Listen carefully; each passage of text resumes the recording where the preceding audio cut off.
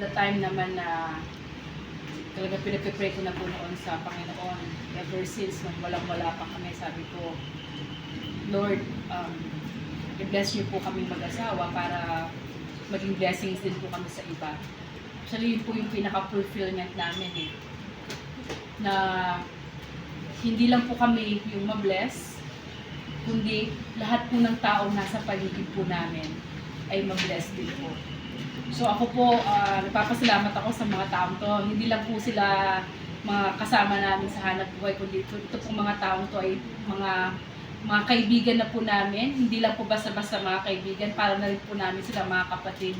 Mga kapatid po namin, may kuya, ate. So, kumbaga po yung pinagsamahan po namin through time, talagang masasabi kong na-test na. Do, marami pang test na darating, pero I do believe na hindi lang po ang samahan po namin sa Makatangay Realty is not only sa hanap buhay, kundi as a family. And I am so thankful kasi nandyan po sila. At kayo rin po, na alam ko po na pinakilala po kayo sa amin, no? Kayo pong lahat, ma'am, for a reason. So, ito na po yung reason na yon, na makilala namin po lalo yung Panginoon, no? And kaya po nagpapasalamat po kami. So ako po, pinagpapasalamat po yung asawa ko, no, na pinagkaloob po sa akin dahil po meron pong dahilan yung mga mahal po namin sa buhay.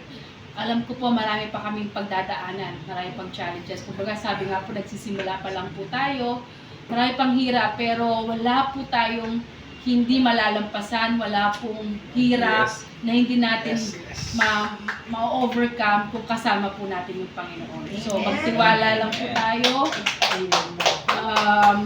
Ibigay po natin, i-commit po natin sa Kanya yung ating buhay, yung lahat ng ginagawa natin, aspirations natin sa buhay, at hindi po tayo mabibigo.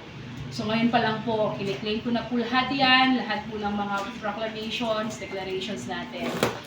Hindi lang po sa buhay namin mag-asawa, kundi sa buhay po ng lahat ng mga tinatouch po natin. So, ang message ko po sa kanila, no, sa mga taong ito, patuloy po tayo mag-create ng impact, patuloy po tayo mag-touch ng buhay ng ibang tao, maging blessing po tayo sa kanila.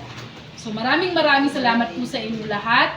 Hindi man po namin ma-express in material way, material po yung aming pasasalamat, pero deep inside po sa aming puso, kami po ay nagpapasalamat ng uso sa inyo.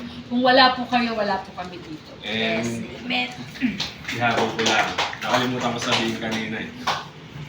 So yung nagpapasalamat kami sa inyo, kumbaga parang in times of may benta man tayo o wala, productive man tayo or hindi, still nandyan pa rin kayo. Yun pa lang talagang masasabi ko na yung support na pinapakita ninyo sa amin is talagang overflowing na yung gratitude natin.